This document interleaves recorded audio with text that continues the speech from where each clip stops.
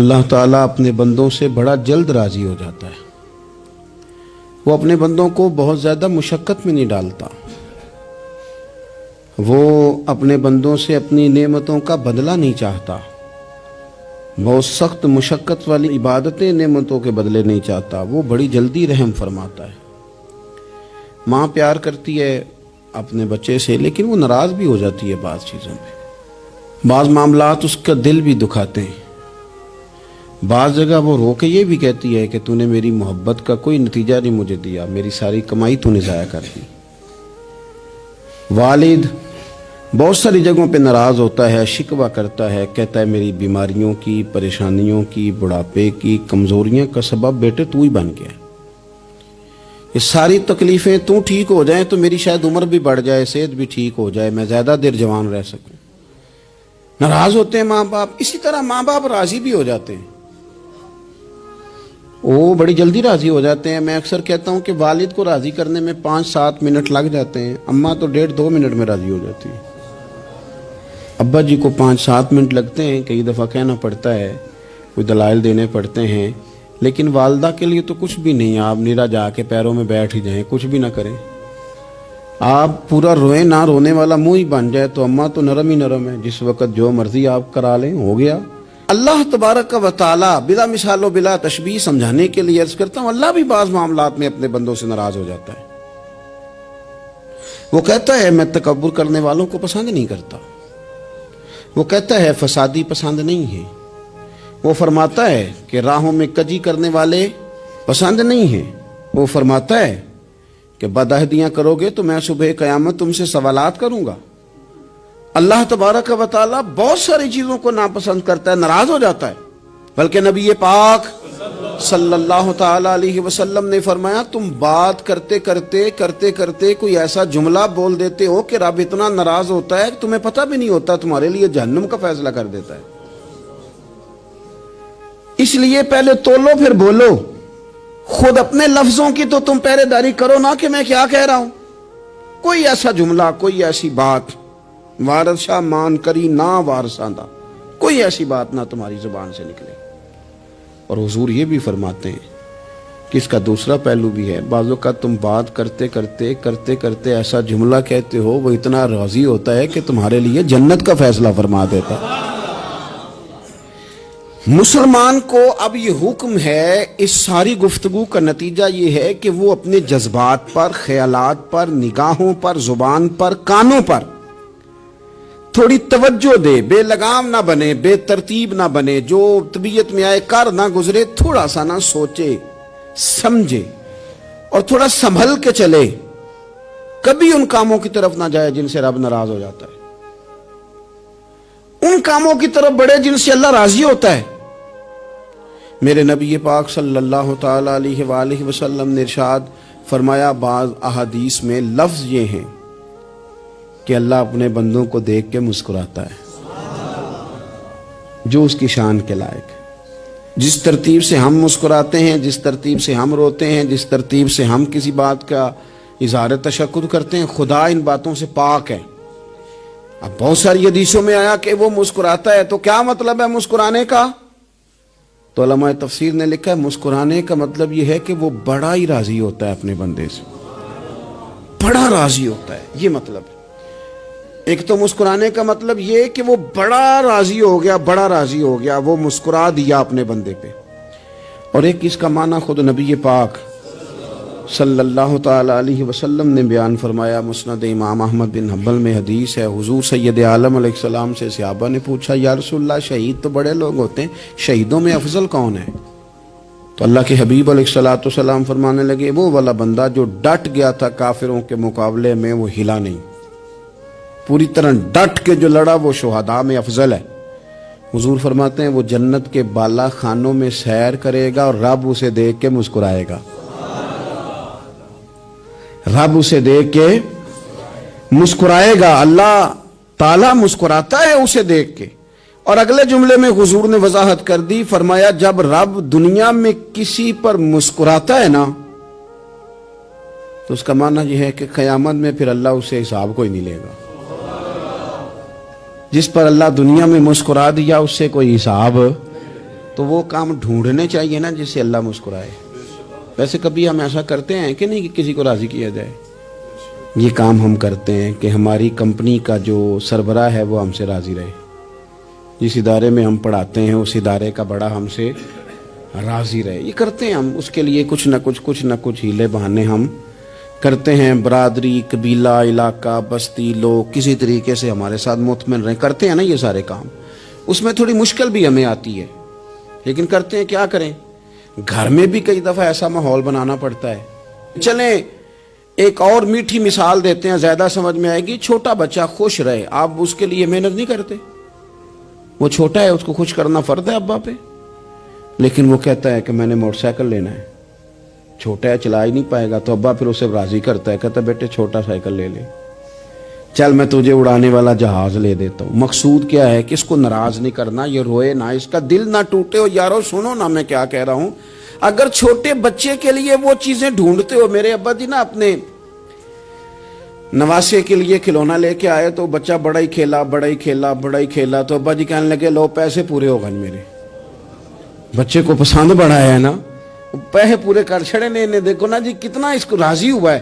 تو انسان کیا کرتا ہے کہ کوشش کرتا ہے چھوٹا بچہ بھی ناراض نہ ہو، تو وہ چیزیں وہ ڈھونڈتا ہے کہ اس کو کیا پسند ہے. چاکلیٹ لے جاؤں، فلاں چیز لے جاؤں، آئس کریم لے جاؤں. تو ایک بچے کے لیے، گھر کے لیے، سربراہ کے لیے اتنی محنت کرتے ہو، تو وہ کام بھی ہمیں ڈھونڈ کے تلاش کرنے چاہیے نا جس سے رب راضی ہوتا ہے، اللہ راضی ہوتا ہے. بتاؤں وہ کون کون سے کام ہیں؟ نبی کریم صلی اللہ تعالی علیہ وسلم نے ارشاد فرمایا 3 لوگ ہیں جنہیں دیکھ کے رب مسکراتا ہے. یا رسول اللہ صلی اللہ علیہ وسلم وہ کون کون سے؟ تو محبوب فرمانے لگے ایک وہ بندہ ساری مخلوق سوئی ہے، آدھی رات ہے، رات کا پچھلا پہر ہے، اس نے اٹھ کے وضو کر لیا، مصلی پہ کھڑا ہو گیا خدا کی یاد میں. فرمایا اسے دیکھ کے رب مسکراتا ہے جو اس کی شان کے لائق ہے. مسکراتا ہے اللہ. یہ تو سونے کا ٹائم تھا، یہ تو گہری نیند آنے کا وقت تھا، رات کا پچھلا پہر. رات پوے تے بے درداں نو نیند پیاری آوے، تے درد منداں نو یاد سجن دی ستیاں وی آن جگاوے. اور ساون کی کالی راتوں میں جب بوندا باندی ہوتی ہے، وہ راتوں کو اٹھ روتے ہیں جب خلقت ساری سوتی ہے. اللہ مسکراتا ہے. اور سننا میرے بھائی، میرے نبی پاک صلی اللہ تعالی علیہ وسلم فرماتے ہیں جب مسلمان نماز کے لیے صفیں بناتے ہیں نا، ترتیب لگ رہی ہوتی ہے، اب اللہ کی بارگاہ میں کھڑے ہوں گے، قیام کریں گے، رکوع کریں گے، سجود کریں گے. فرمایا جب مومن صفیں بناتے ہیں تو رب دیکھ کے مسکراتا ہے. مسکراتا ہے. کمال ہو گئے عروج بندگی کا. جب بندے کو دیکھ کے رب مسکرائے. خدا بندے سے خود پوچھے بتا تیری رضا کیا ہے، مسکراتا ہے. اور میرے نبی پاک علیہ السلام فرماتے ہیں جب مجاہد جہاد کے لیے صفیں سیدھی کرتے ہیں. آج تو یہ رب کے نام پہ مرنے ہی آ گئے. یہ صفوں میں کھڑے ہوں گے، ترتیب سے لڑیں گے، ترتیب سے گلا کاٹیں گے کافروں کا یا شہادت لیں گے. فرمایا جب جہاد کے لوگ صفیں بناتے ہیں تو رب انہیں دیکھ کے مسکراتا ہے. کتنے نصیبوں والا وہ بندہ ہے جسے دیکھ کے مسکرا دیا. او یار کبھی تیرا بیٹا تیرے سامنے مسکرائے نا چھوٹا تو تیرا دل باغ باغ ہو جاتا ہے. تیری ماں بیمار کسی ایک دن صحیح طرح ہنس پڑے تو طبیعت خوش ہو جاتی. مجھے بتاؤ نا جس کا رب بھی اسے دیکھ کے ہنس پڑے جو اس کی شان کے لائق ہے. کیا اس بندے کے نصیبیں ہیں، کیا اس کے مقدر ہیں. آپ اس مقام پر اپنے آپ کو لائیں. اب دیکھیں نا یہ حدیث آپ نے سن لی. اب ہم نے نا اس طرح صفحے نہیں بنانے جس طرح ساری دنیا. اب ذرا صفحے بھی شوق سے بنائیں گے. اب ذرا تھوڑا سا شوق پیدا کریں گے. بھئی یہ تو میں وہ کام کرنے لگا ہوں جسے دیکھ کے رب مسکراتا ہے. نبی پاک صلی اللہ علیہ وسلم نے فرمایا جب کوئی بندہ توبہ کرتا ہے نا، ہم توبہ کا رٹا لگاتے ہیں، یا اللہ میری توبہ یا اللہ. اور توبہ کا تو مطلب یہ ہے کہ پچھلے گناہوں سے پکی توبہ، آج کے بعد یہ غلطی نہ کرنے کا پکا وعدہ. تو نے ساری شب برات رو کے گزاری ہے، بتا سویرے جھوٹ جوڑنے کا ارادہ ہے تیرا؟ آج کے بعد رشوت تو نہیں نہ لے گا، ملاوٹ تو نہیں نہ کرے گا، یہ توبہ ہے. اور اگر سارے کام اسی طرح کرنے تو پھر یہ توبہ کا رٹا ہے. جتنا مرضی لگاؤ حضرت علی بن ربیعہ رضی اللہ تعالیٰ عنہ فرماتے ہیں میں مولا علی کے ساتھ تھا، مقام حرہ کی طرف جا رہے تھے، حضرت علی نے ہاتھ اٹھا کے دعا مانگی ہماری تعلیم کے لیے، ورنہ حضرت علی ہم صحابہ کو محفوظ عن الخطا تو مانتے ہیں نا، ہاتھ اٹھا کے کہا اے اللہ ہمارے گناہ بخش دے، تیرے علاوہ کوئی معاف کرنے والا نہیں۔ اور پھر حضرت علی آسمان کی طرف دیکھا اور دیکھ کے نا حضرت علی بن ربیعہ کو تو مسکرائے۔ حضرت علی بن ربیعہ کہنے لگے حضور مسکرائے کیوں ہو؟ فرمانے لگے ایک دن میں حضور کے ساتھ اسی طرح آیا تھا، اسی طرح حضور نے دعا فرمائی تھی ہماری تعلیم کے لیے، اور پھر حضور مجھے دیکھ کے مسکرائے تھے اور فرمایا جب کوئی بندہ رب کی بارگاہ میں اس طرح استغفار کرتا ہے تو رب مسکراتا ہے اور مسکرا کے فرماتا دیکھ لو میرے بندوں کو پتا ہے کہ میرے علاوہ معاف کرنے والا کوئی نہیں، انہیں پتا ہے، تم اس کی بارگاہ میں رجوع تو لاؤ، آؤ تو صحیح دو آنسو لے کر۔ اقبال کہتے ہیں کہ موتی سمجھ کے شان کریمی نے چن لیا، قطرے دو گرے میرے ار کے انفال کے، دو میں نے آنسو بہائے تھے تو اس کے کرم نے تو موتی سمجھ کے چن لیے۔ سنو نا حضور اس استغفار کو اللہ کو یار رات کو توبہ کر کے سونا چاہیے ہمیں، کچھ غلطیاں ہم کرنا نہیں چاہتے پر ہم سے ہو جاتی ہیں، کچھ دل ہم توڑنا نہیں چاہتے پر وہ ٹوٹ جاتے ہیں، ہماری مجبوری ہوتی ہے ٹوٹ جاتے ہیں، رات کو اس کی بارگاہ میں ہاتھ باندھ کے کشکول طلب دراز کر کے خوب استغفار پڑھنا چاہیے کہ مالک بندے ہیں نا کیا کریں، نفس کا ساتھ ہے، دنیا کا ساتھ ہے، خواہشات نفسانیہ، مالک معاف کر دے، درد سے توبہ، رسم نہ ہو، کہانی نہ ہو، لفظ نہ ہو، جملے نہ ہو، اور جناب ایسے لوگوں کے بیچ بڑے ہاتھ باندھ کے اور بڑا کوئی ضرورت نہیں، آپ اکیلے اپنی چارپائی پہ بستر کے اندر منہ دے کے بھی درد سے کہیں گے نا معاف کر دے تو وہ تو مہربانی بڑا ہے۔ میرے نبی پاک صلی اللہ علیہ وسلم مثال دیتے ہیں، فرمایا ایک آدمی صحرا میں جا رہا، صحابہ سے حضور خطاب کر رہے ہیں، فرمایا ایک آدمی صحرا میں جا رہا تھا، اس نے اپنی اونٹنی پہ کھانا پانی پیسے ہر چیز رکھی ہوئی تھی، صحرا تھا بہت بڑا، درمیان صحرا کے گیا تو تھوڑا سا سستانے کے لیے آرام کرنے کے لیے اونٹنی سے نیچے اترا، اب اس نے اونٹنی کی لگام اونٹنی کی نکیل اپنے سرہانے کے نیچے رکھی، ہاتھ کے ساتھ پکڑی اور سو گیا، تھوڑی ہی دیر کے بعد جب اس کی آنکھ کھلی تو دیکھا اونٹنی غائب ہے، صحرا میں وہ پیدل نہ آگے جا سکتا ہے نہ پیچھے جا سکتا ہے، نہ دائیں نہ بائیں، کھانے کو روٹی نہیں، پینے کو پانی کا قطرہ نہیں، تھوڑا ادھر بھاگا ادھر بھاگا تھک گیا، کریم محبوب فرماتے ہیں وہ پوری طرح نڈھال ہو گیا اور مایوس ہو گیا، معاذ اللہ، مایوس ہو کے دوبارہ اسی جگہ آ کے لیٹ گیا جہاں پہلے لیٹا تھا، انتظار کرنے لگا کہ اب موت ہی آئے گی، آخری وقت ہے، اب نہ میں پیدل یہ صحرا کراس کر سکتا ہوں، نہ پیچھے جا سکتا ہوں، نہ کھانا ہے نہ پانی ہے، سوائے موت کے کوئی سہارا نہیں۔ حضور فرماتے ہیں وہ رستے میں دوبارہ لیٹ گیا، اچانک اس نے رخ بدلا تو اونٹنی سامنے کھڑی تھی، حضور نے صحابہ سے پوچھا بتاؤ نا اسے بھلا کتنی کو خوشی ہوگی؟ یا رسول اللہ جی سے نئی زندگی مل گئی ہے۔ آپ دیکھیں نا سارے ڈاکٹروں نے کہہ دیا کہ اس کے تو گردے معدہ جگر ہر چیز ختم ہے، گھر لے جاؤ خدمت کرو، ہر طرف پریشانی ہے، وہ بندہ بھی سمجھ گیا ہے کہ آخری وقت آ گیا، کل جاؤں پرسوں جاؤں، تیاری ہو گئی، سب لوگ آ گئے، باہر والے بھی آ گئے، یہ ماحول ایک عجیب رنگ اختیار کر گیا۔ اچانک ایک ڈاکٹر نے آ کے کہا نہیں نہیں غلطی لگ گئی تھی۔ مجھے بتائیے انداز کیا ہوتا ہے؟ بغیر دوائی کے بندہ اٹھ کے کھڑا نہیں ہو جاتا، او میں تو بچ گیا ہوں۔ نبی پاک صلی اللہ علیہ وسلم فرمانے لگے اس کی اونٹنی مل گئی، بتاؤ بھلا اسے کتنی خوشی ہوگی؟ یا رسول اللہ وہ تو دوبارہ دنیا میں آ گیا۔ حضور فرمانے لگے اسے کچھ بھی خوشی نہیں ہوئی، جب کوئی رب کا گناہگار بندہ آ کے توبہ کرتا ہے رب کو اس سے کئی گنا زیادہ خوشی ہوتی ہے۔ میرا بندہ آ گیا ہے، میرا بندہ آ گیا ہے، میرے گھر آ گیا، اس نے آنسو بہائے ہیں، اس نے کہا اللہ میں تیرا ہی ہوں، تیرا ہی رزق کھاتا ہوں، تیری ہی زمین پہ رہتا ہوں، تیرے نام سے میری سانسیں چلتی ہیں۔ وہ آ گیا، فرمایا اس اونٹنی والے سے زیادہ رب کو خوشی ہوتی ہے جب گناہگار آ کے توبہ کرتا ہے۔ گناہگاروں کے آنسو اس کی بارگاہ میں بڑے مقبول ہیں، لیکن ہم رسم ادا کرتے ہیں، توبہ نہیں کرتے، ہم اپنے آپ کے ساتھ دھوکہ کرتے ہیں، جھوٹ بولتے ہیں۔ ہم بندہ کوئی ناراض ہو جائے تو ہمیں کو نہیں نیند آتی، اس کے گھر چلے جاتے ہیں، ہم اپنے سارے رشتوں کو تعلقات کو مینٹین کر کے رکھنے کے عادی ہیں. ہمیں پتہ ہے کہ وہاں میں نہیں جا سکا تو بیٹا بھیجتا ہوں, فلاں شادی پہ میں نہیں جا سکا تو بھتیجا بھیجتا ہوں, بھائی بھیجتا ہوں. ہر تعلق کا ہم نے خیال رکھا کوئی روٹھ نہ جائے. لیکن کمال ہے نا, یہ نہیں سوچا کہ اگر رب روٹھ گیا تو جب وہ روٹھ جائے نا تو سارے رشتے بھی بندے کے پاس موجود ہوں تو کوئی کارآمد نہیں ہوتا.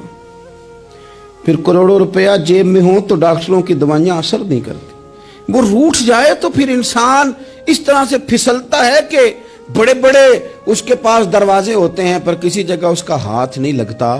خدا را خیال کریں, دنیا روٹتی ہے تو روٹھ جائے, رب رسول ناراض نہ ہونے پائیں, اس کا خیال کریں. حضور فرماتے ہیں وہ مسکراتا ہے, اسے خوشی ہوتی ہے جب کوئی اس کا بندہ اس کی طرف رجوع کرتا ہے. میرے عزیزو, رسول پاک صلی اللہ تعالی علیہ وسلم نے ان لوگوں کے تذکرے کیے جنہیں دیکھ کے رب مسکراتا ہے. ہم نا گناہگاروں پر بھی فتویٰ دینے میں جلدی کرتے ہیں اور نیکی پر بشارت دینے میں بھی جلدی کرتے ہیں, حالانکہ یہ ہماری ذمہ داری نہیں.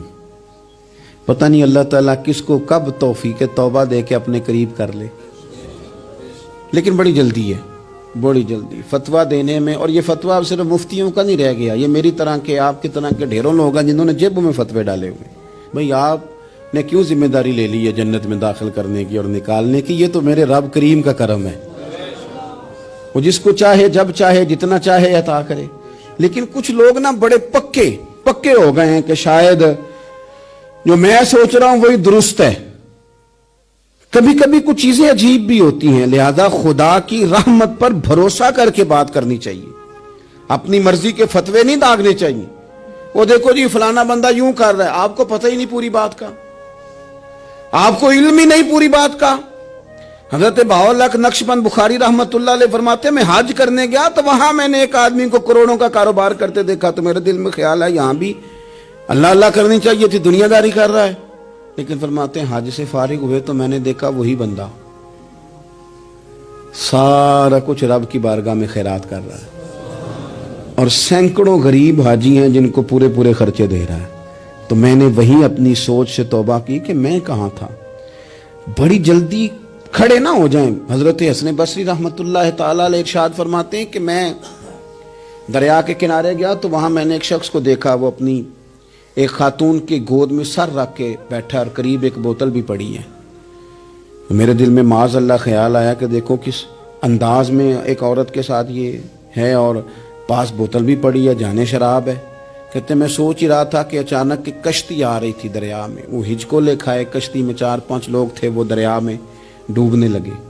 وہ آدمی تیزی سے اٹھا, دریا میں چھلانگ لگائی, پہلے ایک کو نکالا, پھر دوسرا نکالا, پھر تیسرا نکالا. ایک بندہ رہ گیا, کہنے لگا حضور مجھے تو آپ نے گناہگار سمجھا ہے, میں تو بڑے غلط انداز میں یہاں بیٹھا ہوں, آپ نے جو سوچا چلیں گے چوتھا بندہ آپ نکالنا ہے, کرے نا یہ کام, کرے نا یہ کام. بڑے بھولے بھالے بڑے اللہ والے, ریاض آپ کو بس ہم ہی جانتے ہیں, اتنی جلدی فتویٰ.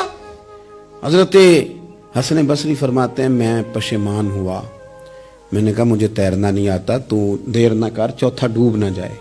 کرتے اس نے چھلانگ لگائی, چوتھا بھی نکال لایا اور کہنے لگا حضرت آپ نے جلدی کی سوچنے میں, یہ بی بی میری ماں ہے اور یہ سرکے کی بوتل ہے. ہم ماں بیٹے کا یہ مشغلہ ہے کہ یہ وہ جگہ ہے جہاں آ کے لوگ مسافر اترتے ہیں, اور یہاں سے کسی کا گھر 100 میل ہے, کسی کا 200 میل ہے. ہم صبح سرکہ کھجوریں روٹیاں لے کے یہاں آتے ہیں, مسافروں کی نوکری کرتے ہیں, کوئی پریشان ہو تو مدد کرتے ہیں. حضرت خواجہ حسن بصری فرماتے ہیں میں نے معافی مانگی, ان سے بھی مانگی, رب سے بھی مانگی. انہوں نے مانگ لی نا, بزرگ تھے, پر ہم کو نہیں تیار مانگنے کو. ہم ہر وقت بدگمانیاں, وہ فلانے جرم کرتا تھا, میں اسے اب کیسے نیک مان لوں. بھئی اب وہ نمازی ہے, خدا کے گھر آتا جاتا ہے, اب اللہ کی بارگاہ میں حاضر ہوتا ہے. جب رب نے معاف کر دیا تو بھی سوچ بدل جا. سنیں حضور کیا فرماتے ہیں. نبی پاک صاحب الاخلاق صلی اللہ تعالی علیہ وسلم فرماتے ہیں, مسند امام احمد بن حنبل دیکھیے, فرمایا رب اس وقت بڑا ہی مسکرائے گا جب قاتل بھی جنت میں جائے گا, مقتول بھی جنت میں جائے گا. یا رسول اللہ مقتول تو گیا, یہ قاتل کیسے چلا گیا؟ حضور فرماتے ہیں جائے گا, اور جائے گا اور رب مسکرائے گا جو اس کی شان کے لائق ہے. یا رسول اللہ کس طرح؟ تو نبی پاک صلی اللہ علیہ وسلم فرمانے لگے اس نے ایک مومن کو قتل کیا تھا، وہ شہید ہو کے جنت میں چلا گیا، اب اللہ نے بعد میں اسے توبہ کی توفیق دے دی۔ پہلے اس نے کلمہ پڑھا، پھر یہ میدان میں اترا، کافروں سے لڑا، یہ شہید ہوا، رب نے اسے بھی جنت دے دی۔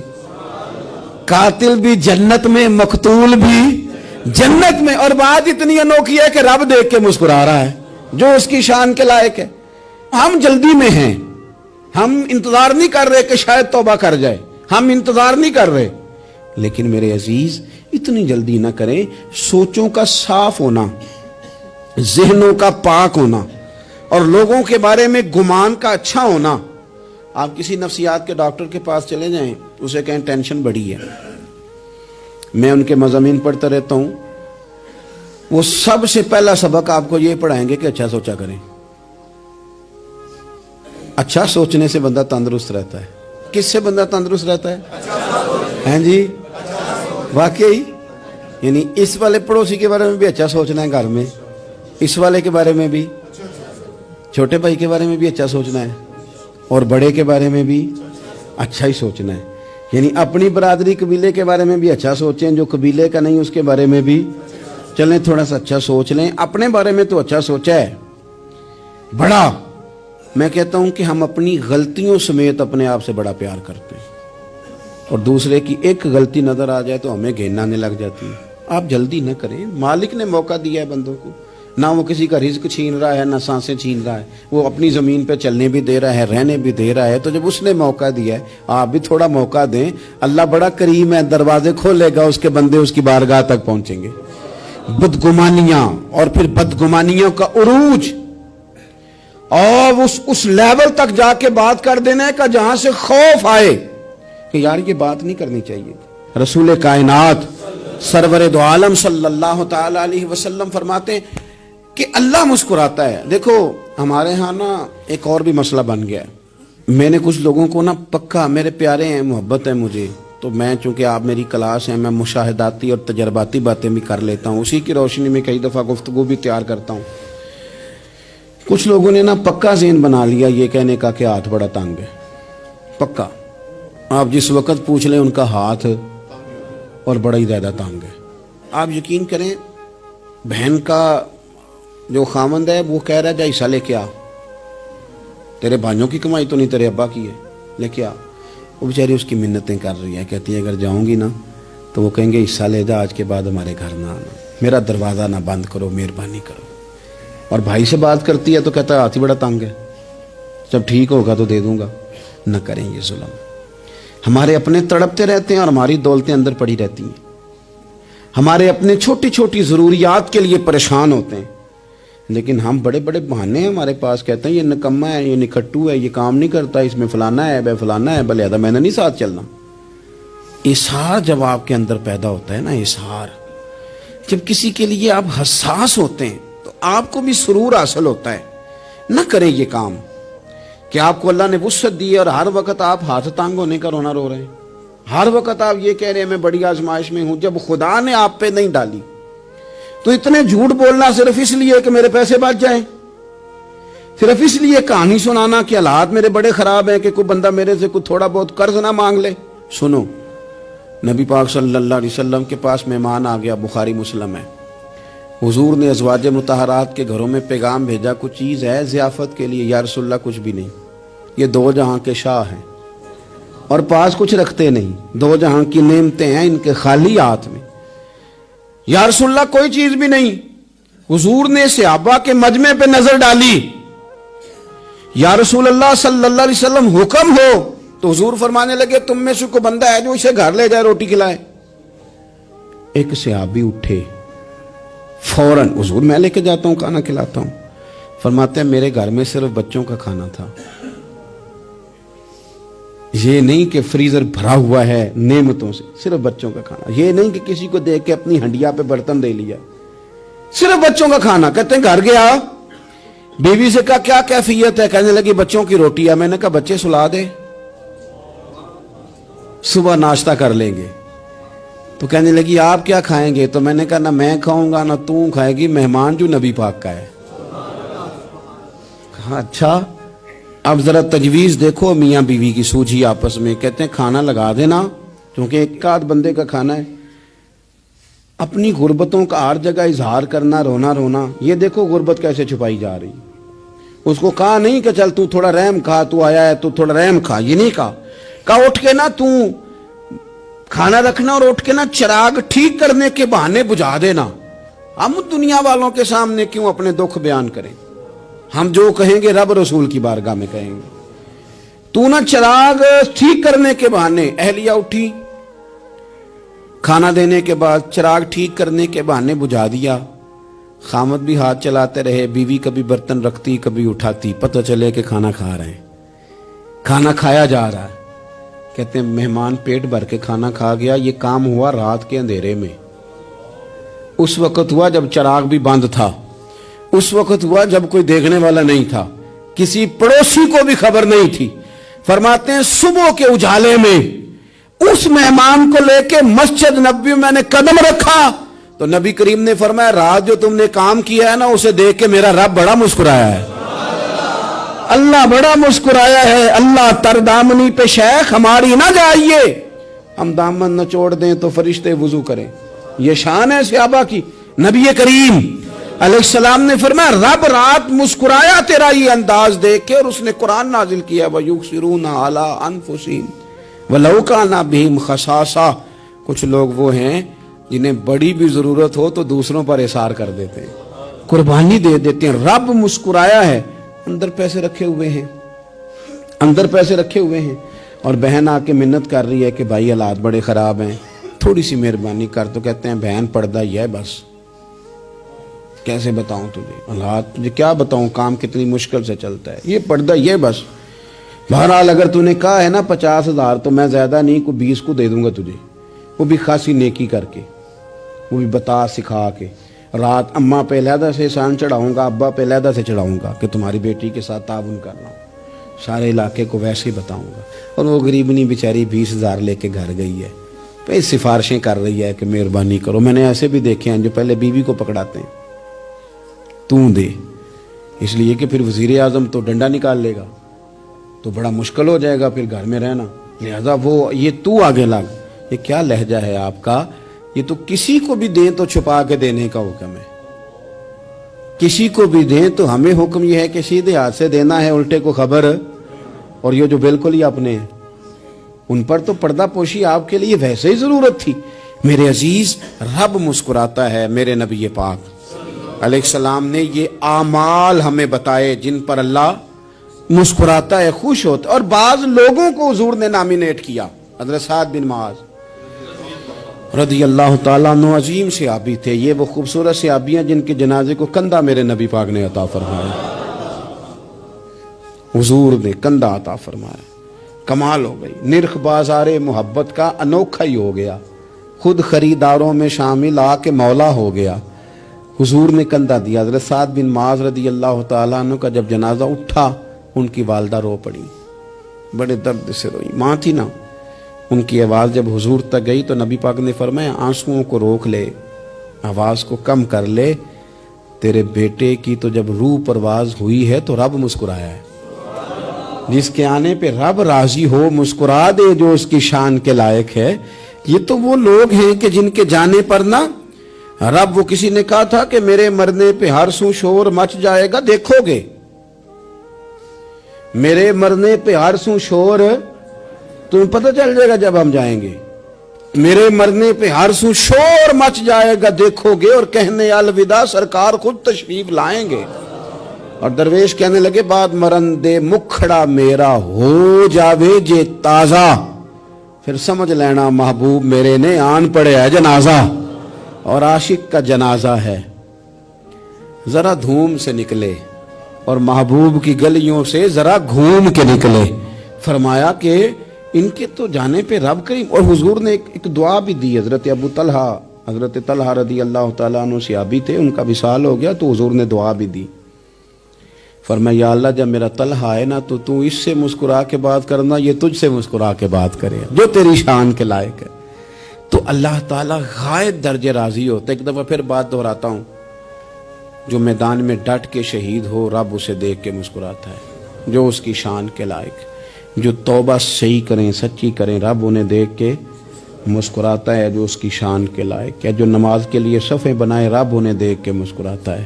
جو جہاد کے لیے صفیں بنائے رب دیکھ کے مسکراتا ہے. جو لوگ صبح پچھلے پہر اٹھ کے عبادت کریں رب انہیں دیکھ کے مسکراتا ہے. اور جو کبھی کبھی بھوکے رہ کے دوسروں پر قربان کر کے احسان کر دیں رب انہیں دیکھ کے مسکراتا ہے. بہت بڑی فضیلت ہے. اللہ ان سارے کاموں میں سے کسی ایک کام پہ ہمیں بھی لگا دے تاکہ یہ بڑی فضیلت اللہ تعالی ہم گناہگاروں کے حصے میں بھی فرما دے. آخر دعوانا ان الحمدللہ رب العالمین.